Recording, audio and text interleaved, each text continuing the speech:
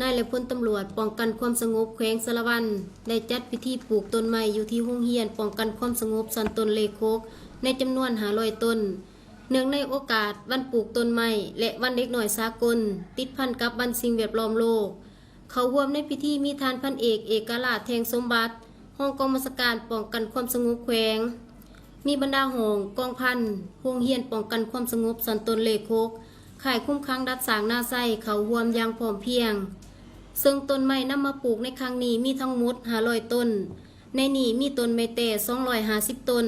ต้นไม้กินหมากประเภทหมากม่วงหมากมีลำไยจำนวน250ต้นนี่ก็เพื่อเป็นการปลูกจิตสำนึกในการอนุรักษ์ป่าไม้